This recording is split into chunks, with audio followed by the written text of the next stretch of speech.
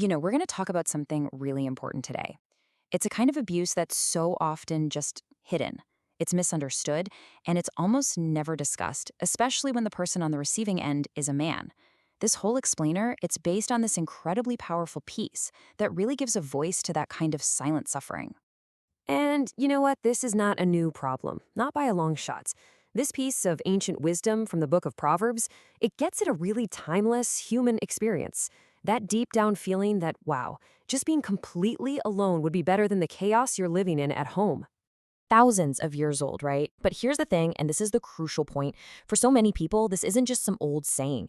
It is a direct description of their daily reality. It's literally the emotional forecast they wake up to every single morning. Okay, so what does it actually feel like to live in that kind of desert? Let's get into it. This first section really explores that personal, super isolating nature of the experience, and we're pulling this right from the source material. I mean, the author frames the issue with just brutal honesty. Let's be really clear. This is not about a bad argument now and then. It's about a relentless daily barrage, something that just wears a person down day in and day out. The repetition itself, that's the weapon. So, how does a daily barrage like that actually build up into what we call abuse? What does it look like in practice? Well, our second section here is going to break down the anatomy of it. Yeah, this really maps out the whole escalation, and it's kind of fascinating because it's so insidious. It almost never starts with something physical. It just begins with a tone of voice. But then that tone becomes a pattern. And before you know it, you're just walking on eggshells, bracing for the next eruption. Your whole home has basically become a minefield. And right there, that gives us a name for it: verbal abuse. And the most important word here, you gotta hear this, is pattern. We are not talking about one-off fights or bad days. We're talking about a consistent, ongoing environment of fear and emotional harm that's created entirely with words.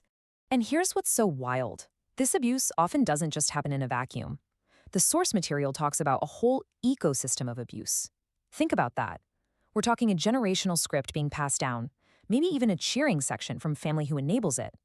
It's a whole culture that normalizes or even encourages this stuff, which makes it feel almost impossible to stand up to. Which, of course, leads us right to the next big question: why do people feel so trapped? Our next section gets into the really complex, powerful reasons someone might stay in a situation that's just destroying them. I mean, just look at this internal conflict. It's a total tug of war. On one side, you've got these massive pressures to stay. Things like your faith, your religious convictions, the kids, of course, and just plain embarrassment and shame. But on the other side, you've got the daily reality, the verbal assault, walking on eggshells, being cut off from friends. It is an absolutely impossible bind to be in. And this quote from the source material, wow, it's just devastatingly accurate, isn't it? It perfectly captures the long-term psychological damage. You stop imagining a future. Hope just erodes so slowly you don't even see it happening. And then one day, you realize you're not living anymore. You're just enduring. Survival is the only thing left on the table. And there's another really critical layer to this trap. What happens when your own faith gets turned into a weapon against you? When it's used to control you, to keep you silent, to make you comply? Well, that has a name too. It's called spiritual abuse. And it just adds this whole other incredibly painful dimension to feeling stuck. So, how do you break free from a trap like that? This next section is all about the turning point. It's about challenging those misinterpretations of faith, the very things that can keep a person stuck. And this right here is the core idea, the big reframing. The author basically says, look, the Bible does not tell a man to just disappear into himself while he's being torn apart. Faith is not supposed to be a call for self-annihilation. It's not about erasing who you are. And this really shows you the problem, doesn't it? When people take certain verses and just preach them in isolation, it creates this huge imbalance. But the source points out that, hey, wait a minute, the Bible also has a lot to say to husbands. Like, do not be harsh with them. And let's be real, daily screaming is harshness. End of story. And this really clarifies a super important point. The idea of long suffering or patience, that's meant to be a virtue, sure, but it was never ever meant to mean self-annihilation. It's about patience, about forbearance. It's not a command to become a doormat for abuse.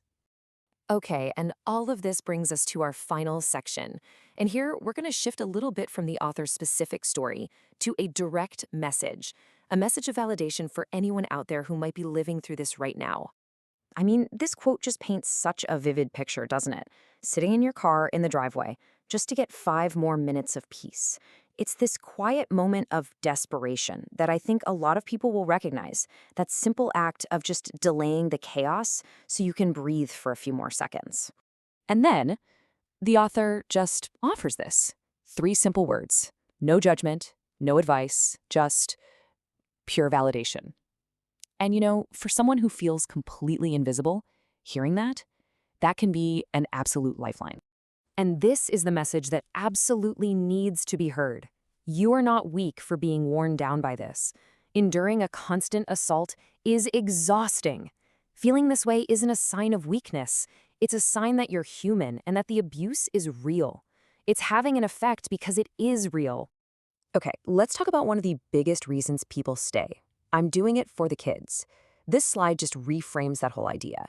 The author makes the point that your kids are learning what love looks like by watching you. And staying in a broken, abusive dynamic, that doesn't teach them resilience. It teaches them that this is what love is. The truth is, your kids don't need a broken parent. They need a whole one. That's the best gift you could ever give them. And so, we come completely full circle, right back to that proverb from the beginning. Solomon wasn't just being poetic. He was dropping some serious, practical, life-saving wisdom. And that wisdom is this.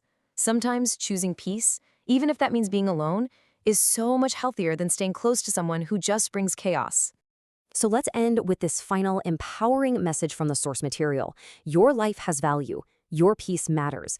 Don't let anyone anywhere convince you otherwise. That is absolutely non-negotiable. And finally, this is so important. We want to leave you with a real, tangible resource. The number is 988. You can call or text it. And I really want to emphasize that last line, because it's everything. You don't have to be in a full-blown crisis to call. Exhaustion counts. If any of this felt familiar, if you're just worn out, that's enough. Please reach out.